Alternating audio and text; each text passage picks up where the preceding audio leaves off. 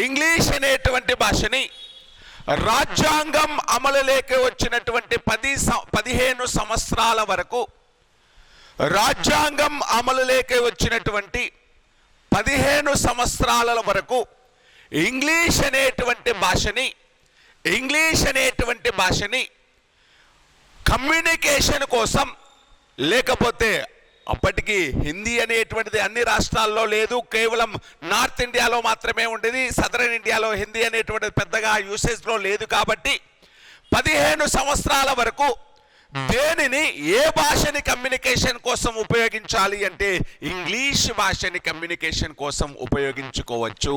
అంటే హిందీ అధికార భాష అయినప్పటికీ రాజ్యాంగం అమలులోకి వచ్చినటువంటి 15 సంవత్సరాల వరకు, రాజ్యాంగం అమలులోకి వచ్చినటువంటి 15 సంవత్సరాల వరకు ఇంగ్లీష్ అనేటువంటి దానిని అనుబంధ భాషగా ఉపయోగించుకోవచ్చు, ఎడిషనల్ లాంగ్వేజ్ లాగా ఉపయోగించుకోవచ్చు అంటుంది.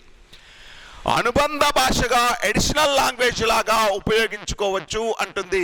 ఈ ఆర్టికల్లో ఉంటుంది. ఇది కూడా 343. అంటే అధికార భాషలు అనేటువంటిది హిందీ అయినప్పటికీ, దేవనాగరి లిపిలో ఉండేటువంటి హిందీ అయినప్పటికీ, హిందీ అనేటువంటిది అన్ని రాష్ట్రాలు ఉపయోగించడం లేదు. కాబట్టి హిందీలో కమ్యూనికేషన్ అనేటువంటిది చేయడం పాసిబుల్ కాదు. కాబట్టి ప్రతి అఫీషియల్ ఈ ప్రోగ్రామ్ ఏదైనా కూడా, లేకపోతే అఫీషియల్గా వచ్చేటువంటి జీవోలు కావచ్చు, యాక్టులు కావచ్చు, ఇవన్నీ కూడా హిందీలో ఉంటే అందరికీ అర్థమవ్వవు. కాబట్టి అప్పటి వరకు కూడా ఇంగ్లీష్ అనేటువంటి దానిని అనుబంధ భాషగా ఉపయోగించాలి. ఎందుకని అంటే 1835 నుంచి కూడా భారతదేశం యొక్క అధికార భాష ఏంటి?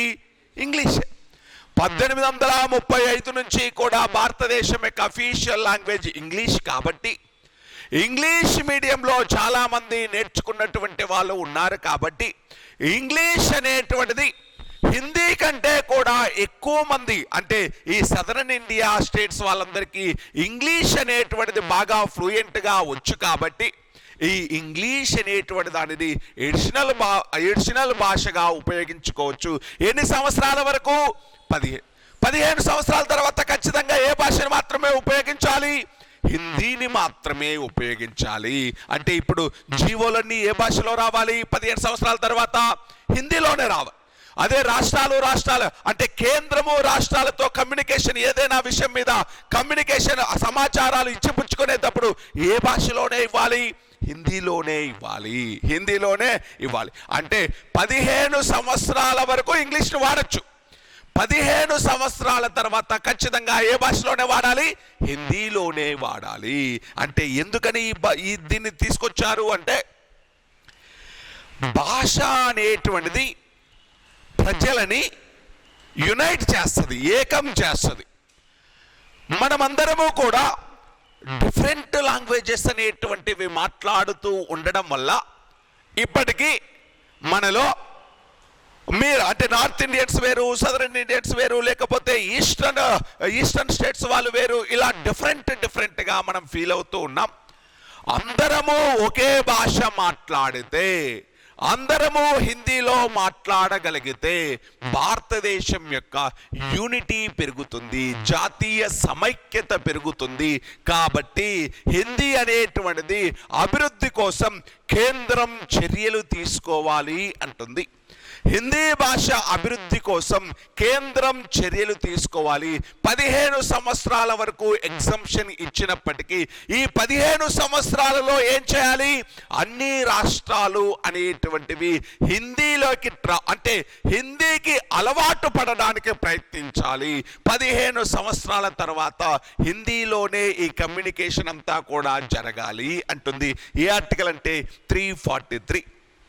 అదేవిధంగా ఒకవేళ 15 సంవత్సరాల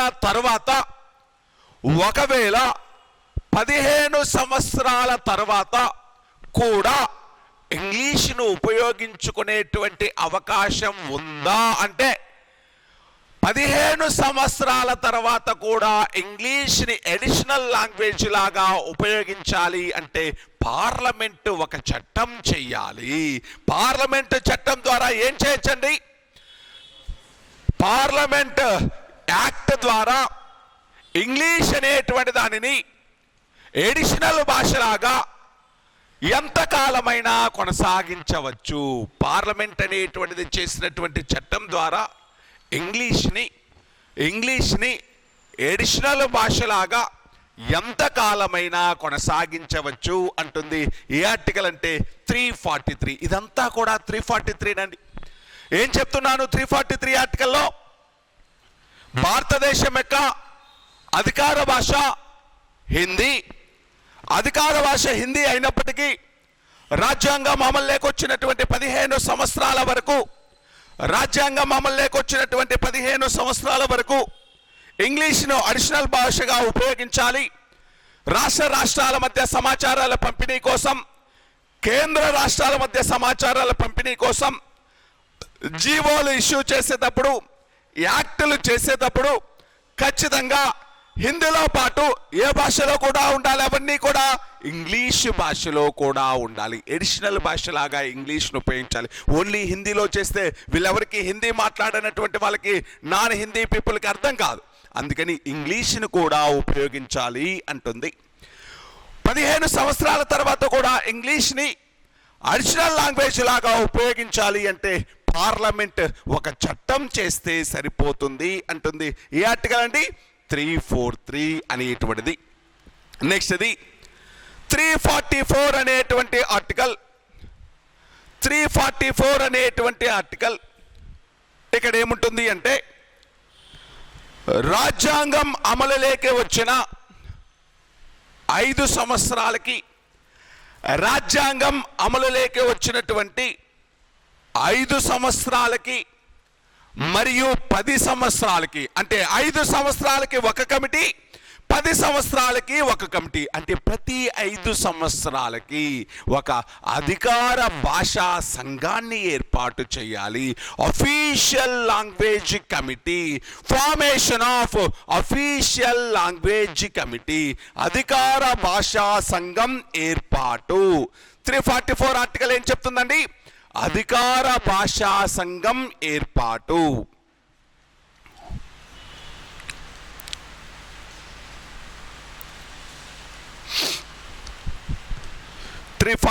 ఏం చెప్తుంది అంటే, అధికార భాషా సంఘం ఏర్పాటు, formation of official language committee.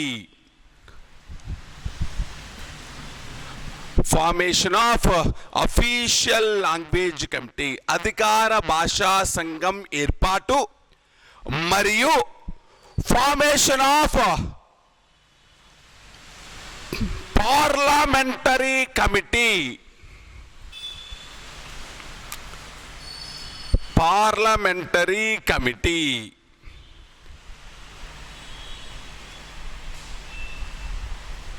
Formation of parliamentary committee అంటే ఏంటి అంటే, అధికార భాషా సంఘం ఏర్పాటు మరియు ఈ అధికార భాషా సంఘం ఇచ్చినటువంటి రిపోర్టు పైన డిస్కస్ చేయడానికి ఒక పార్లమెంటరీ కమిటీని ఏర్పాటు చేయాలి అంటుంది 344 అనేటువంటి ఆర్టికల్. ఎప్పుడు అధికార భాషా సంఘాన్ని ఏర్పాటు చేయాలి అంటే, అధికార భాషా సంఘాన్ని రాజ్యాంగం అనేటువంటిది ఎనాక్ట్మెంట్ అయిన తర్వాత, ఇంప్లిమెంటేషన్ అయిన తర్వాత 5 సంవత్సరాలకి, రాజ్యాంగం అమలులోకి వచ్చిన 5 సంవత్సరాలకి అధికార భాషా సంఘం అనేటువంటి దానిని ఏర్పాటు చేయాలి అంటుంది. అందుకే భారత ప్రభుత్వం రాజ్యాంగం అమలులోకి వచ్చినటువంటి 5 సంవత్సరాల తర్వాత, అంటే 1955వ సంవత్సరంలో రాజ్యాంగం అమలులోకి వచ్చిన 5 సంవత్సరాల తర్వాత అంటే 1955 సంవత్సరంలో అఫీషియల్ లాంగ్వేజ్ కమిటీని ఏర్పాటు చేసింది. అధికార భాషా సంఘాన్ని ఏర్పాటు చేసింది 1955 సంవత్సరంలో బీజీ కేర్ అధ్యక్షతన. ఎవరి అధ్యక్షతన ఏర్పాటు చేసింది అంటే బీజీ కేర్ అధ్యక్షతన ఏర్పాటు చేసింది. అధికార భాషా సంఘం అధ్యక్షుడు ఎవరు అంటే బీజీ కేర్ అనేటువంటి వ్యక్తి. మొదటిసారిగా అఫీషియల్ లాంగ్వేజ్ కమిటీని ఎప్పుడు ఏర్పాటు చేసింది? 1955లో. అధికార భాషా సంఘాన్ని ఏర్పాటు చేయాలి అని చెప్పేటువంటి ఆర్టికల్ ఏంటి? 344 అనేటువంటి ఆర్టికల్ అధికార భాషా సంఘం ఏర్పాటు గురించి చెప్తుంది. 344 అనేటువంటి ఆర్టికల్ అధికార భాషా సంఘం ఏర్పాటు గురించి చెప్తుంది. ఎప్పుడు ఏర్పాటు చేయాలి? రాజ్యాంగం అమలులోకి వచ్చిన 5 సంవత్సరాలకి అధికార భాషా సంఘం ఏర్పాటు చేయాలి. అలా ఏర్పాటు చేసినటువంటి అధికార భాషా సంఘం అధ్యక్షుడు ఎవరు అంటే బీజీ కేర్. అదే భారతదేశంలో మొట్టమొదటిసారిగా ఏర్పాటు చేసినటువంటి అధికార భాషా సంఘం. ఒక్కోసారి ఫస్ట్ ఎలా అడుగుతాడు అంటే who was the first chairman of official language committee అంటాడు. అధికార భాషా సంఘం మొదటి అధ్యక్షుడు ఎవరు అంటారు. ఎవరండి? బీజీ కేర్ అనేటువంటి వ్యక్తి. మరి ఈ కమిటీ అనేటువంటిది, ఈ అధికార భాషా సంఘం అనేటువంటిది 1956 సంవత్సరంలో తన యొక్క రిపోర్ట్ అనేటువంటిది ఇవ్వడం జరిగింది. మరి ఈ అధికార భాషా సంఘం యొక్క రిపోర్టుని పరిశీలించడానికి ఎంతమంది సభ్యులతోటి పార్లమెంటరీ కమిటీని ఏర్పాటు చేయాలి? 30 మంది పార్లమెంటు సభ్యులతోటి 30 మంది పార్లమెంటు సభ్యులతోటి 30 మంది పార్లమెంటు సభ్యులతోటి ఒక పార్లమెంటరీ కమిటీని, ఆ 30 మందిలో 20 మంది లోక్సభ, 10 మంది సభ్యులు అనేటువంటి వాళ్ళు రాజ్యసభ నుంచి ఉండాలి. అధికార భాషా సంఘం ఇచ్చినటువంటి రిపోర్టుని అబ్జర్వ్ చేయడానికి, అధికార భాషా సంఘం ఇచ్చినటువంటి రిపోర్టుని పరిశీలించడానికి ఒక పార్లమెంటరీ కమిటీని ఏర్పాటు చేయాలి. ఈ పార్లమెంటరీ కమిటీలో 30 మంది పార్లమెంట్ మెంబర్స్ ఉండాలి. ఆ 30 మందిలో 20 మంది లోక్సభ సభ్యులు ఉండాలి, 10 మంది రాజ్యసభ సభ్యులు ఉండాలి. ఈ 30 మంది లోక్సభ సభ్యులని అంటే 30 మంది పార్లమెంట్ మెంబర్స్ని ఎలా ఎన్నుకుంటారు అంటే ఈ అధికార భాషా సంఘానికి ఇచ్చినటువంటి రిపోర్టును పరిశీలించడానికి ఏర్పాటు చేసిన పార్లమెంటరీ కమిటీ అనేటువంటిది ఏర్పాటు చేయాలి. మరి దాని యొక్క ఎలక్షన్ ప్రాసెస్ ఏంటి? నేను మళ్ళీ చెప్తున్నాను చూడండి. లోక్సభ నుంచి ఎంతమందిని ఎన్నుకోవాలి? 20 మందిని ఎన్నుకోవాలి. 20 మందిని ఏం చేయాలి? ఎలక్షన్ పెట్టాలి. అదేవిధంగా రాజ్యసభల నుంచి ఎంతమందిని ఎన్నుకోవాలి? 10 మంది. ఈ 10 మంది 20 మంది 30 మంది కూడా ఎన్నుకోవాలి అంటే ఎలా ఎన్నుకుంటారు? పార్లమెంటు సభ్యులు తమలో 20 మందిని అంటే లోక్సభలో సభ్యులు 20 మందిని ఎన్నుకోవాలి. తమలో నుంచి 543లో నుంచి 20 మందిని ఎన్నుకోవాలి. అదేవిధంగా రాజ్యసభ సభ్యులు 245 నుంచి 10 మందిని ఎన్నుకోవాలి. ఎలా ఎన్నుకుంటారు? ఒక్కోసారి వాళ్ళకి ఎలక్షన్ ప్రాసెస్ ఏంటి అని కూడా అడుగుతాడు. ఆ ఎలక్షన్ మెథడ్ని ఏమని పిలుస్తారు అంటే సింగిల్ ఓట్ ట్రాన్స్ఫర్ మెథడ్, ఏక ఓటు బదిలీ పద్ధతి, నైష్పత్తిక ప్రాతినిధ్య పద్ధతి. Single vote transfer method, single vote transfer method, single vote transfer method అనేటువంటిది దీనిని ఏమని పిలుస్తాము అంటే నైష్పత్తిక ప్రాతినిధ్య పద్ధతి. నైష్పత్తిక ప్రాతినిధ్య పద్ధతి, ఏక ఓటు బదిలీ పద్ధతి అన్నీ ఒకటేనండి. నైష్పత్తిక ప్రాతినిధ్య పద్ధతి లేకపోతే ఏక ఓటు బదిలీ పద్ధతి లేకపోతే దానినే సింగిల్ ఓటు ట్రాన్స్ఫర్ మెథడ్ అని పిలుస్తాం. ఎవరి ఎలక్షన్ కోసం ఇది? ఎవరి ఎలక్షన్ కోసం? పార్లమెంటరీ కమిటీ ఎలక్షన్ కోసం. పార్లమెంటరీ కమిటీ ఎందుకు ఏర్పాటు చేయాలి?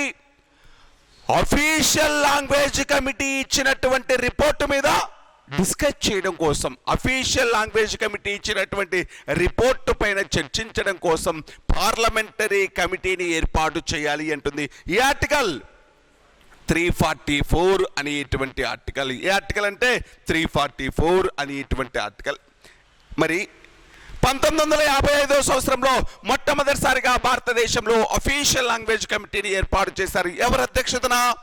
బీజీ కేర్. మరి బీజీ కేర్ అధ్యక్షతన ఏర్పాటు చేసినటువంటి ఈ కమిటీ తన యొక్క రిపోర్టుని 1956లో సబ్మిట్ చేస్తే, మరి బీజీ కేర్ కమిటీ ఇచ్చినటువంటి రిపోర్టు పైన డిస్కస్ చేయడానికి, చర్చించడానికి పార్లమెంటరీ కమిటీని ఏర్పాటు చేశారు.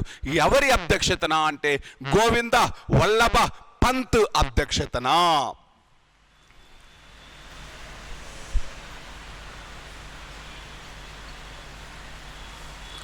గోవింద వల్లభ పంత్ అధ్యక్షతన, గోవింద వల్లభ పంత్ అధ్యక్షతన పార్లమెంటరీ కమిటీ అనేటువంటిది ఏర్పాటు చేయడం జరిగింది. పార్లమెంటరీ కమిటీ అనేటువంటిది ఏర్పాటు చేయడం జరిగింది.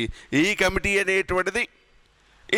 అనేటువంటిది అఫీషియల్ లాంగ్వేజ్ కమిటీ ఇచ్చినటువంటి రిపోర్టు పైన డిస్కస్ చేసి తమ యొక్క రిపోర్టుని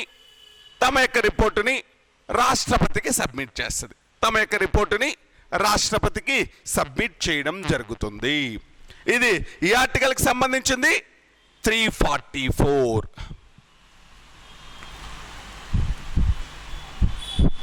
సరే, ఇప్పుడు చూద్దాం భారతదేశం యొక్క అధికార భాష ఏమని చెప్పాం? హిందీ. ఏ ఆర్టికల్ చెప్తుంది? 343. మరి హిందీతో పాటు ఏ భాషను అనుబంధ భాషగా వాడాలి? ఎన్ని సంవత్సరాల వరకు?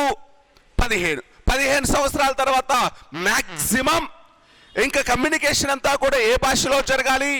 హిందీలో జరగాలి అంటుంది. ఎప్పుడు? రాజ్యాంగం అదే చెప్పింది.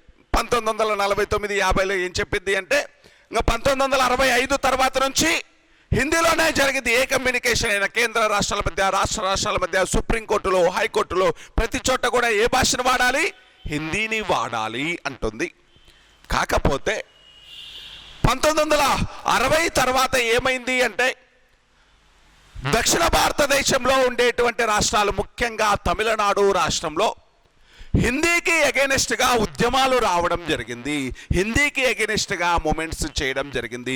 హిందీ అనేటువంటిది మా మీద బలవంతంగా రుద్దద్దు, మాకంటూ ఒక ఓన్ ఐడెంటిటీ ఉంది, అస్తిత్వం ఉంది, మా రాష్ట్రంలో సపరేట్ భాషలు మాట్లాడుతూ ఉన్నాం, మాకు ప్రత్యేకమైనటువంటి భాషలు ఉన్నాయి, మాకు ప్రత్యేకమైనటువంటి చరిత్ర ఉంది, ఎప్పుడో క్రీస్తు పూర్వం నుంచి కూడా మేమే ఆదిమ జాతుల వాళ్ళం, ఈ భారతదేశానికి మూలవాసులం మేము, ఆరిజినేటర్స్ మేమేమి, మరి మా యొక్క భాషల్ని, మా యొక్క మీరు హిందీని బలవంతంగా మా మీద రుద్దేస్తే ఏమవుతుంది అంటే, మా భాషలన్నీ కూడా డిజపేర్ అయిపోతాయి, మా అస్తిత్వం దెబ్బతింటుంది, మా ఐడెంటిటీ దెబ్బతింటుంది, మా ఐడెంటిటీ దెబ్బతినడానికి లేదు, హిందీ భాష మాకు అవసరం లేదు అని చెప్పేసి దక్షిణ భారతదేశంలో ఉండేటువంటి రాష్ట్రాలు, ముఖ్యంగా తమిళనాడు రాష్ట్రం అనేటువంటిది హిందీకి ఎగెనిస్ట్గా మూమెంట్లు చేయడంతో, హిందీకి ఎగెనిస్ట్గా ఉద్యమాలు చేయడంతో, ఇంకా కేంద్ర ప్రభుత్వం అనేటువంటిది 1963 సంవత్సరంలో అధికార భాషా చట్టం అనేటువంటిది చేయడం జరిగింది. 1963 సంవత్సరంలో అధికార భాషా చట్టం, అఫీషియల్ లాంగ్వేజ్ యాక్ట్ అనేటువంటి దాన్ని చేయడం జరిగింది. అధికార భాషా చట్టం అనేటువంటిది చేయడం జరిగింది 1963 సంవత్సరంలో. ఈ అధికార భాషా చట్టం అనేటువంటిది 1963లో చేశారు. ఇది ఎప్పటి నుంచి ఇంప్లిమెంటేషన్ లేకొచ్చింది అంటే 1965 నుంచి. ఎప్పటి నుంచి అమలులోకి వచ్చింది అంటే 1965 సంవత్సరం నుంచి అమలులోకి వచ్చింది. 1965 సంవత్సరం నుంచి అమలులోకి వచ్చింది. ఏంటి అధికార భాషా చట్టము అంటే ఏంటి అంటే, అధికార భాషా చట్టంలో ఉండేటువంటి కంటెంట్ ఏంటి అంటే, రాజ్యాంగం అమలులోకి వచ్చిన 15 సంవత్సరాల తర్వాత ఇంకా హిందీలోనే అన్నీ ఉంటాయని చెప్పింది కదా, హిందీ భాషనే అధికార భాషగా వాడతామని చెప్పింది కదా. అందుకని ఆ హిందీకి ఎగెనెస్ట్గా ఉద్యమాలు చేయడంతో వీళ్ళని సాటిస్ఫై చేయడం కోసం అధికార భాషా చట్టం 1963 చేసి ఈ చట్టంలో ఏమని చెప్పింది అంటే త్రిభాషా సూత్రం అనేటువంటి దాన్ని చెప్పడం జరిగింది. ట్రై లాంగ్వేజ్ ఫార్ములా అంటే ఏంటి అంటే, హిందీ అనేటువంటిది వాడడం జరుగుతుంది. హిందీతో పాటు మీ యొక్క రీజనల్ లాంగ్వేజ్ ఏదైతే ఉందో, రాష్ట్ర భాష ఏదైతే ఉందో ఆ భాషను కూడా వాడుకునేటువంటి అవకాశం ఉంది. దానితో పాటు ఇంతకుముందు 15 సంవత్సరాల తర్వాత ఇంకా కమ్యూనికేషన్ లాంగ్వేజ్ లాగా, ఎడిషనల్ లాంగ్వేజ్ లాగా ఏముండదని చెప్పారు, ఇంగ్లీష్. కాకపోతే ఈ చట్టం ద్వారా ఇంగ్లీష్ని కూడా అనుబంధ భాషగా ఉపయోగించడం జరుగుతుంది. అంటే ఏంటి, ఇంకా హిందీకి ప్రయారిటీ ఏమీ లేదు. హిందీకి ప్రయారిటీ ఏమీ లేకుండా హిందీ భాషలో కూడా జీవోలు అనేటువంటి, కేంద్ర ప్రభుత్వం ఇచ్చినటువంటి జీవోలు అనేటువంటివి, లేకపోతే పార్లమెంటు చేసినటువంటి చట్టాలు అనేటువంటివి, లేకపోతే కమ్యూనికేషన్ కోసం ఉపయోగించేటువంటి లాంగ్వేజ్లో ఇద్దరు ఒకరికొకరికి ఒక సమాచారం పంపించుకునేటప్పుడు హిందీలో పాటు ఏ భాషలో కూడా పంపిస్తాం మీకు, ఇంగ్లీష్ను కూడా. ఎందుకని మీరందరూ ఇంగ్లీష్లో బాగా, అంటే ప్రాంతీయ భాషతో పాటు ఇంగ్లీష్ అనేటువంటిది మీ అందరికీ వచ్చు కాబట్టి ఇంగ్లీష్ అనేటువంటిది మన ఇద్దరిని, కేంద్రాన్ని రాష్ట్రాన్ని కలిపేటువంటి అనుసంధానమైనటువంటి భాషగా వాడుతున్నాం. ఇంగ్లీష్నేమీ తీసేయము, ఇంగ్లీష్ని కంటిన్యూ చేద్దాం అని చెప్పి ఇంగ్లీష్ అనేటువంటి దాన్ని కూడా ఈ అడిషనల్ భాషలాగా, అనుబంధ భాషలాగా ఉపయోగించవచ్చు అని చెప్పింది 1963 అధికార భాషా చట్టం అనేటువంటిది. అంటే 15 సంవత్సరాలే కాదు, తర్వాత మళ్ళీ చట్టం చేసేంత వరకు, అంటే అన్లిమిటెడ్ పీరియడ్ ఇచ్చేసింది ఇక్కడ. మళ్ళీ పార్లమెంటు చట్టం చేసేంత వరకు ఏ భాషలో ఉపయోగిస్తాం, హిందీతో పాటు ఇంగ్లీష్ని కూడా ఉపయోగిస్తాం. మీ రాష్ట్రాలలో మీ అధికార భాషలు మీకుంటాయి, మీ యొక్క జీవోలు, మీ యొక్క చట్టాలు, మీ యొక్క కమ్యూనికేషన్కి సంబంధించింది మీ సొంత భాషలోనే ఉపయోగించుకోండి. త్రిభాషా సూత్రాన్ని పాటిద్దాం మనము అని చెప్పింది. ఏ చట్టము అంటే అధికార భాషా చట్టం. త్రిభాషా సూత్రం అంటే ఏ ఫార్ములా అండి? త్రిభాషా సూత్రం అంటే ఏ ఫార్ములా? దేశాధికార భాష హిందీ, రాష్ట్రాధికార భాష మీకు ఇష్టమా అంటే మీ రాష్ట్రంలో అధికార భాష, దానితో పాటు ఇంగ్లీష్, నిన్ను నన్ను కలిపేటువంటి భాష ఇంగ్లీష్. కాబట్టి ఈ 3 భాషల్ని ఉపయోగిస్తాం, ఈ 3 భాషలకి ప్రయారిటీ ఇస్తాం అనేటువంటిదే త్రిభాషా సూత్రం అనేటువంటిది 1963 సంవత్సరంలో అఫీషియల్ లాంగ్వేజ్ యాక్ట్ అనేటువంటిది అధికార భాషా చట్టం చేశారు. ఇది 1965 నుంచి అమల్లోకి వచ్చింది. ఈ చట్టము హిందీతో పాటు ఇంగ్లీష్ను కూడా అనుబంధ భాషగా ఉపయోగించాలి అని చెప్తుంది. హిందీతో పాటు ఇంగ్లీష్ కూడా అనుబంధ భాషగా ఉపయోగించాలి అంటుంది. ఓకేనా, అర్థమవుతుందా? అంటే ప్రస్తుతం కూడా కమ్యూనికేషన్ ఏ భాషలో జరుగుతుంది? హిందీతో పాటు ఇంగ్లీష్లో కూడా కమ్యూనికేషన్ జరుగుతుంది. ఓన్లీ హిందీ అయితే మనకు రాదు కదా, మనకు అర్థం అవ్వదు కదా. అందుకని ఇంగ్లీష్లో కూడా కమ్యూనికేషన్ జరుగుతూ ఉంటుంది. మొదటి అధికార భాష సంఘం ఎప్పుడు ఏర్పాటు చేశారు? 1955 సంవత్సరం బీజీ కేర్ అధ్యక్షతన ఏర్పాటు చేయడం జరిగింది. యాక్చువల్గా 343 ఆర్టికల్ ఏం చెప్తుంది, 344 ఆర్టికల్ ఏం చెప్తుంది అంటే, రాజ్యాంగం అమలులోకి వచ్చిన 5 సంవత్సరాలకి ఒక అధికార భాషా సంఘం, మరొక 5 సంవత్సరాలకి ఇంకొక అధికార భాషా సంఘాన్ని ఏర్పాటు చేయాలి అంటుంది. అంటే 1965 లోపు 2 అధికార భాషా సంఘాలని ఏర్పాటు చేయాలి. కానీ 2 ఏర్పాటు చేయలేదు, ఒకటే ఏర్పాటు చేశారు. అదే 1955లో అధికార భాషా సంఘం. ఇది 2 ఆర్టికల్స్ చెప్పానండి. ఏంటివి అవి? 343 ఏం చెప్తుంది? భారతదేశం యొక్క అఫీషియల్ లాంగ్వేజ్ హిందీ అని చెప్తుంది. హిందీ అధికార భాష అయినప్పటికీ అనుబంధ భాషగా ఎడిషనల్ లాంగ్వేజ్ లాగా దేన్ని ఉపయోగించవచ్చు? ఇంగ్లీష్ని. ఎన్ని సంవత్సరాల వరకు? 15. ఒకవేళ 15 సంవత్సరాలు మించి కూడా ఇంగ్లీష్ని ఉపయోగించాలంటే ఏం చేయాలి? పార్లమెంట్. అదే కదా పార్లమెంట్ చట్టమే కదా ఇది అఫీషియల్ లాంగ్వేజ్ యాక్ట్ అనేటువంటిది 1963. దీని ప్రకారమే కదా దాన్ని ఎక్స్టెండ్ చేశారు. ఇంగ్లీష్ను కూడా అనుబంధ భాషగా ఉపయోగిస్తున్నాం. అంటే 343 ఆర్టికల్ ప్రకారం ఇంగ్లీష్ని ఎక్స్టెండ్ చేయాలి అంటే మరికొంతకాలం పార్లమెంట్ ఏం చేయాలి? చట్టం చెయ్యాలి. ఓకేనా? రాష్ట్రాలు చట్టం చేయకూడదు, పార్లమెంటు చేసినటువంటి చట్టం ద్వారా ఎక్స్టెండ్ చేయవచ్చు. 344 ఆర్టికల్ ఏం చెప్తుంది? అధికార భాషా సంఘం ఏర్పాటు. 344 ఆర్టికల్ ఏం చెప్తుందండి? అధికార భాషా సంఘం ఏర్పాటు. ఇదే ఇంపార్టెంట్ అండి. 344 ఆర్టికల్ ఇంపార్టెంట్, నంబర్ ఇంపార్టెంట్. 344 అనేటువంటి ఆర్టికల్ నంబర్ ఇంపార్టెంట్. నెక్స్ట్ 345 అనేటువంటి ఆర్టికల్ ఒక రాష్ట్రం, ఇది రాష్ట్రాధికార భాష గురించి చెప్పిందండి.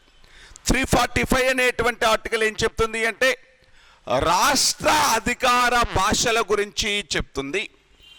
రాష్ట్ర అధికార భాష గురించి చెప్తుంది.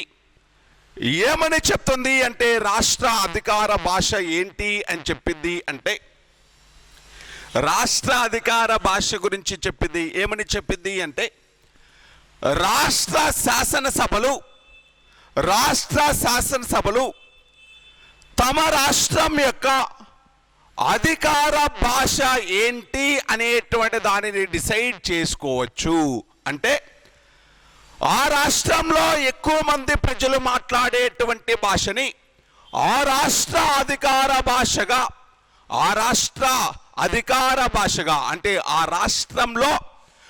రాష్ట్రంలో ఎక్కువ మంది మాట్లాడేటువంటి భాషని ఆ రాష్ట్ర అధికార భాషగా ఎవరు ప్రకటించవచ్చు? ఆ రాష్ట్ర లెజిస్లేటివ్ అసెంబ్లీ, ఆ రాష్ట్ర శాసనసభే ప్రకటించవచ్చు అంటుంది. ఈ ఆర్టికల్ 345 అనేటువంటి ఆర్టికల్. ఈ ఆర్టికల్ అండి 345 అనేటువంటి ఆర్టికల్. అంటే దేని గురించి చెప్తుంది? రాష్ట్ర అధికార భాష. 345 అనేటువంటి ఆర్టికల్ ఏం చెప్తుంది అండి? State official language. State official language ని డిసైడ్ చేసేటువంటి అధికారం ఎవరికి ఉంది? రాష్ట్ర శాసనసభకు ఉంది, రాష్ట్ర లెజిస్లేటివ్ అసెంబ్లీకి ఉంది. 345 అనేటువంటి ఆర్టికల్ చెప్తుంది, రాష్ట్ర అధికార భాష గురించి చెప్తుంది. అందుకే ఒక రాష్ట్రంలో ఏ భాషను అధికార భాషగా ప్రకటించాలి అనేటువంటి అధికారం ఆ రాష్ట్ర ప్రభుత్వాలకే ఉండడంతో ఒక్కొక్క రాష్ట్రం ఒక్కొక్క అధికార భాషను ప్రకటించుకుంది. ఇప్పుడు ఒడిశా రాష్ట్రంలో ఒడియా అనేటువంటిది అఫీషియల్ లాంగ్వేజ్ అయితే, తమిళనాడు రాష్ట్రంలో తమిళ్, కర్ణాటక రాష్ట్రంలో కన్నడం, కేరళ రాష్ట్రంలో మలయాళం, ఆంధ్రప్రదేశ్లో తెలుగును అఫీషియల్ లాంగ్వేజ్ లాగా ప్రకటించడం అంటే స్వేచ్ఛ ఉంది. ఏ భాష అధికారిక భాషగా ప్రకటించాలి అనేటువంటి విషయంలో ఫ్రీడమ్ ఉంది ఆ రాష్ట్రాలకి అంటుంది ఈ ఆర్టికల్ 345. నెక్స్ట్ 346 అనేటువంటి ఆర్టికల్ ఏం చెప్తుంది అంటే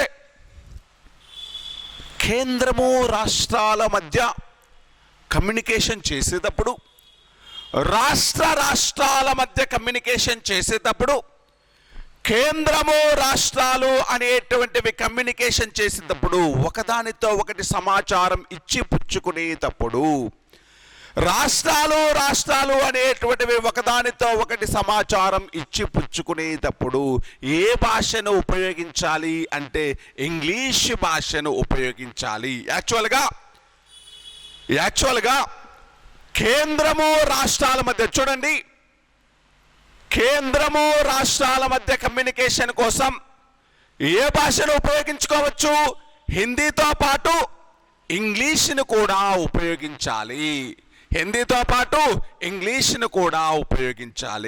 కేంద్ర రాష్ట్రాల మధ్య కమ్యూనికేషన్ కోసం హిందీతో పాటు ఇంగ్లీష్ భాషను కూడా ఉపయోగించాలి. ఓన్లీ హిందీ ఉపయోగిస్తే ఏమవుతుంది? ఓన్లీ హిందీ అంటే వాళ్ళకు మాత్రం తెలుస్తుంది. అదే హిందీలో మనకు కమ్యూనికేషన్ చేస్తే మన రాష్ట్రంలో హిందీ వచ్చినటువంటి వాళ్ళు తక్కువ మంది కాబట్టి సమాచారం అనేటువంటిది పాస్ అవ్వడం కష్టంగా ఉంటుంది, దాన్ని అర్థం చేసుకోవడం కష్టంగా ఉంటుంది. కాబట్టి హిందీలో పాటు ఇంగ్లీష్లో కూడా కమ్యూనికేషన్ చేయాలి. ఒకటే దాన్ని, ఒకే సమాచారాన్ని హిందీలో ఇవ్వచ్చు, హిందీలో ఇచ్చావు అంటే ఖచ్చితంగా దాని యొక్క ట్రాన్స్లేషన్ కూడా ఉండాలి, ఇంగ్లీష్లో కూడా ఖచ్చితంగా ఇవ్వాలి.